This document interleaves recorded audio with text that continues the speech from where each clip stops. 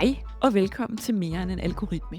En podcast om, hvad det vil sige at være menneske i en tid, hvor kunstig intelligens fylder mere og mere i vores arbejde, vores relationer og vores hverdag. Jeg hedder Ditte Darko, jeg er psykolog, og i dag kunne jeg godt tænke mig at tale om vores børn. Eller måske mere præcist om den verden, vores børn vokser op i. Nogle gange så sidder jeg og kigger på min søn, og så tænker jeg, hvad er det egentlig for nogle kompetencer og evner, som han får brug for som voksen? Det er et spørgsmål, som forældre nok altid har stillet, men måske er det blevet mere aktuelt end nogensinde, fordi vi ved faktisk ikke, hvordan verden ser ud om 10 eller 20 år. Vi ved ikke, hvad er det for nogle jobs, der findes, og vi ved ikke, hvad er det for nogle teknologier, der dominerer, og vi ved heller ikke, hvad AI kan om 10 år. Men der er én ting, som vi ved, og det er, at den verden, vores børn skal leve i, den bliver anderledes end den verden, vi voksede op i. Og jeg er født i 1987, og da jeg gik i skole, der handlede det meget om at lære ting udenad. Og kende svar, og kunne huske, og kunne gengive. Og det gav jo selvfølgelig god mening på det tidspunkt, fordi information, det var noget, man skulle opsøge. Men i dag, der har de fleste af os adgang til meget mere viden. Lige i vores lomme, kan man sige. Vi skal bare tage telefonen op. Og det er jo noget, der adskiller os fra tidligere generationer, og hvad de havde adgang til. Altså det her med for eksempel at skulle gå på biblioteket, der kan vi bare tage vores telefoner frem. Og AI gør jo den udvikling endnu mere tydelig. Så hvad gør vi egentlig som forældre? Skal vi lære vores børn at konkurrere med teknologien, eller skal vi lære dem noget andet? Jeg tror, det er et af de vigtigste spørgsmål i vores tid. For hvis kunstig intelligens bliver bedre til at huske og analysere og organisere og producere, hvad bliver der så egentlig tilbage? Måske er det her, at vi som forældre også skal være gode til at vende spørgsmålet på hovedet, fordi måske handler fremtidens opdragelse ikke om at gøre vores børn mere effektive. Måske handler det om at gøre dem mere menneskelige. Jeg tror, at børn i fremtiden får brug for deres mod, deres nysgerrighed, empati og fantasi. De får brug for deres dømmekraft og for deres evne til at kunne skabe relationer. De kommer til at have brug for at være gode til at samarbejde og være gode til at håndtere usikkerhed. Og helt sikkert også have brug for at være gode til at kunne mærke sig selv. For når svar de bliver gratis og bliver noget, vi kan få på få sekunder, så bliver de spørgsmål, vi stiller, meget værdifulde. Og når information er overalt, så bliver dømmekraft vigtig. Og når teknologien bliver mere intelligent, så bliver vores menneskelighed vigtigere. Nogle gange så tænker jeg, at vi som forældre meget let kan komme til at fokusere på præstation.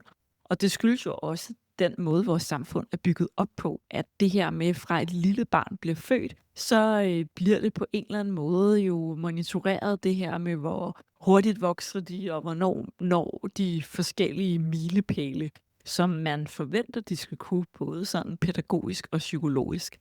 Og når så børn kommer i skole, jamen, så er det, de begynder at blive målt i forhold til karakterer og resultater og færdigheder. Men noget af det, jeg tror, der i virkeligheden er det vigtigste, men som er meget svært at måle, det er, hvordan behandler mit barn andre mennesker? Og kan mit barn håndtere modgang? Kan mit barn mærke sine egne grænser? Kan mit barn være nysgerrig? Og kan mit barn få venner?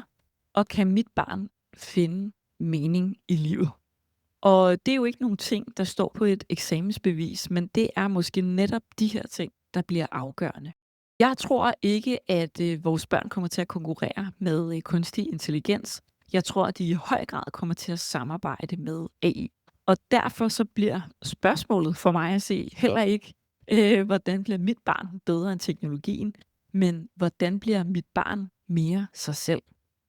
Og måske er den største gave, vi kan give vores børn, ikke flere kompetencer. Måske er det en meget stærk fornemmelse af, hvem de er som mennesker. Og det her med at lære dem, at deres værdi afhænger ikke af præstation. At de ikke skal være perfekte, at de ikke skal være de hurtigste, eller måske de klogeste, men at de skal lære at være gode til at være mennesker. For måske bliver fremtidens mest værdifulde mennesker ikke dem, der ved mest, men dem, der bedst forstår sig selv og andre. Og jeg kan forestille mig, at den her måde at anskue det på, også virkelig kan provokere nogen, fordi det er en fuldstændig, man kan sige, vende det hele 180 grader, eller vende det hele på hovedet og ryste posen. Meget, meget anderledes måde at tænke om uddannelse og kompetencer på. Men det kommer til at blive anderledes. Det er der ingen tvivl om. Og det kan jeg godt forstå, ryster nogen, men jeg tror, at vi kommer til fuldstændig at gentænke vores uddannelsessystem. Og når jeg tænker på min søn, så er det ikke hans sådan, karakter, jeg håber på, eller hans produktivitet, eller hans sådan ydre succes. Jeg håber, at han bliver et menneske, der tør være nysgerrig, og som tør være venlig og modig, og som tør være sig selv. Og måske er det i virkeligheden det, også den her podcast handler om. Ikke om AI, men om mennesket, og hvad vi ikke må miste, mens verden forandrer sig. Jeg har et spørgsmål, jeg gerne vil sende dig videre med i dag. Og det er jo, hvis du har børn, hvad håber du så mest på, at dine børn tager med sig ind i fremtiden? Og hvis du ikke har børn, hvilke egenskaber håber du, at fremtidens generation får mere af? For måske er det lige præcis de egenskaber, vi selv skal begynde at dyrke allerede nu. I næste og sidste episode i den her sæson, der skal vi samle trådene og tale om det spørgsmål, der har løbet som en rød tråd igennem hele den her serie, nemlig, hvad gør et menneske uerstatteligt? Del også meget gerne den her episode med en forældre eller en bedsteforælder, eller et menneske, der interesserer sig for fremtiden. Vi høres ved.